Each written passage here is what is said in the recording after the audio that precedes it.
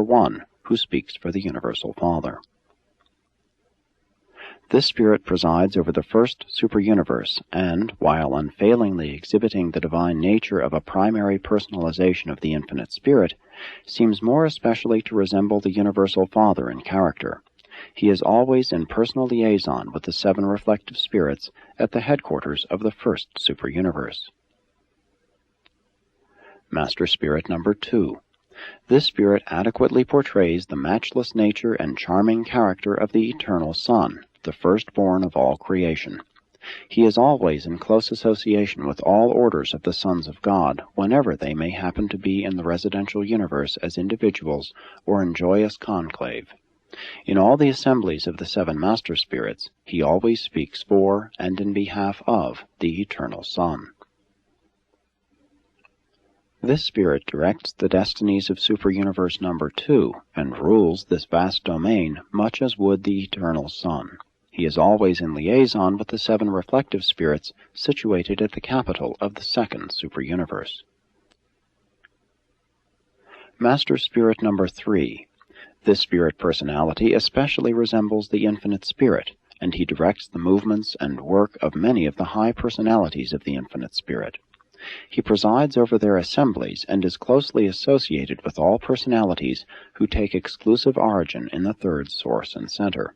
When the 7 Master Spirits are in council, it is Master Spirit number 3 who always speaks for the Infinite Spirit. This spirit is in charge of superuniverse number 3, and he administers the affairs of this segment much as would the Infinite Spirit. He is always in liaison with the reflective spirits at the headquarters of the third superuniverse. Master Spirit number 4. Partaking of the combined natures of the Father and the Son, this Master Spirit is the determining influence regarding Father-Son policies and procedures in the councils of the 7 Master Spirits. This spirit is the chief director and advisor of those ascendant beings who have attained the Infinite Spirit, and thus have become candidates for seeing the Son and the Father.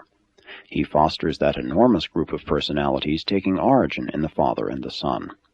When it becomes necessary to represent the Father and the Son in the association of the 7 Master Spirits, it is always Master Spirit number 4 who speaks.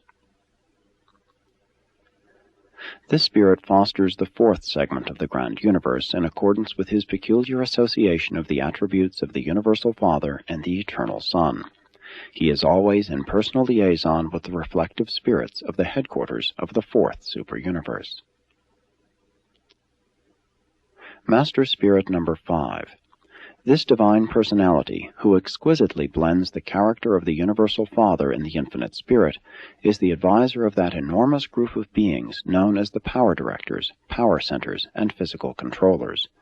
This spirit also fosters all personalities taking origin in the Father and the conjoint actor. In the councils of the 7 Master Spirits, when the Father Spirit attitude is in question, it is always Master Spirit number 5 who speaks. This spirit directs the welfare of the 5th superuniverse in such a way as to suggest the combined action of the Universal Father and the Infinite Spirit. He is always in liaison with the reflective spirits at the headquarters of the 5th superuniverse. Master Spirit number 6.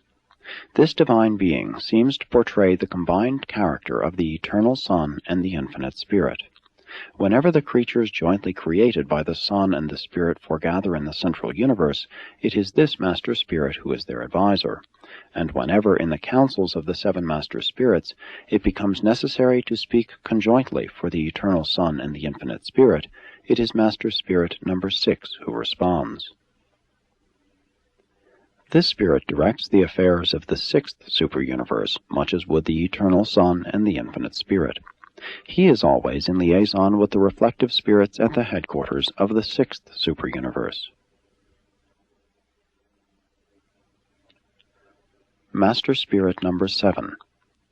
The presiding spirit of the 7th superuniverse is a uniquely equal portrayal of the Universal Father, the Eternal Son, and the Infinite Spirit. The 7th spirit, the fostering advisor of all triune origin beings, is also the advisor and director of all the ascending pilgrims of Havona. those lowly beings who have attained the courts of glory through the combined ministry of the Father, the Son, and the Spirit. The seventh Master Spirit is not organically representative of the Paradise Trinity, but it is a known fact that his personal and spiritual nature is the conjoint actor's portraiture in equal proportions of the three infinite persons whose deity union is the Paradise Trinity, and whose function as such is the source of the personal and spiritual nature of God the Supreme. Hence, the seventh Master Spirit discloses a personal and organic relationship to the spirit person of the evolving Supreme. Therefore, in the Master Spirit Councils on high, when it becomes necessary to cast the ballot for the combined personal attitude of the Father, Son, and Spirit, or to depict the spiritual attitude of the Supreme Being, it is Master Spirit number 7 who functions. He thus inherently becomes the presiding head of the Paradise Council of the seven Master Spirits. No one of the seven spirits is organically representative of the Paradise Trinity, but when they unite as sevenfold deity, this union, in a deity sense, not in a personal sense, equivalates to a functional level associable with Trinity functions. In this sense, the sevenfold Spirit is functionally associable with the Paradise Trinity. It is also in this sense that Master Spirit number 7 sometimes speaks in confirmation of Trinity attitudes, or rather, acts as spokesman for the attitude of the sevenfold Spirit union regarding the attitude of the threefold deity union, the attitude of the Paradise Trinity. The multiple functions of the seventh Master Spirit thus range from a combined portraiture of the personal natures of the Father, Son, and Spirit, through a representation of the personal attitude of God the Supreme, to a disclosure of the deity attitude of the Paradise Trinity. And in certain respects, this presiding Spirit is similarly expressive of the attitudes of the Ultimate and of the Supreme Ultimate. It is Master Spirit number 7 who, in his multiple capacities, personally sponsors the progress of the ascension candidates from the worlds of time in their attempts to achieve comprehension of the undivided deity of supremacy. Such comprehension involves a grasp of the existential sovereignty of the Trinity of Supremacy, so coordinated with a concept of the growing experiential sovereignty of the Supreme Being, as to constitute the creature grasp of the unity of supremacy. Creature realization of these three factors equals Havana comprehension of Trinity reality and endows the pilgrims of time with the ability eventually to penetrate the Trinity, to discover the three infinite persons of deity.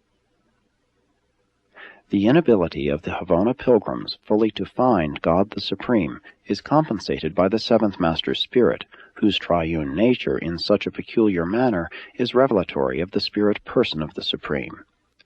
During the present universe age of the non-contactability of the person of the Supreme, Master Spirit number 7 functions in the place of the God of ascendant creatures in the matter of personal relationships. He is the one high spirit being that all ascenders are certain to recognize and somewhat comprehend when they reach the centers of glory. This Master Spirit is always in liaison with the reflective spirits of Uversa, the headquarters of the seventh superuniverse, our own segment of creation. His administration of Orvanton discloses the marvelous symmetry of the coordinate blending of the divine natures of the Father, Son, and Spirit. 4. Attributes and functions of the Master Spirits. The seven Master Spirits are the full representation of the infinite spirit to the evolutionary universes. They represent the third source and center in the relationships of energy, mind, and spirit. While they function as the coordinating heads of the universal administrative control of the conjoint actor, do not forget that they have their origin in the creative acts of the paradise deities. It is literally true that these seven spirits are the personalized physical power, cosmic mind, and spiritual presence of the triune deity, the seven spirits of God sent forth to all the universe. The Master Spirits are unique in that they function on all universe levels of reality excepting the Absolute. They are, therefore, efficient and perfect supervisors of all phases of administrative affairs on all levels of superuniverse activities. It is difficult for the mortal mind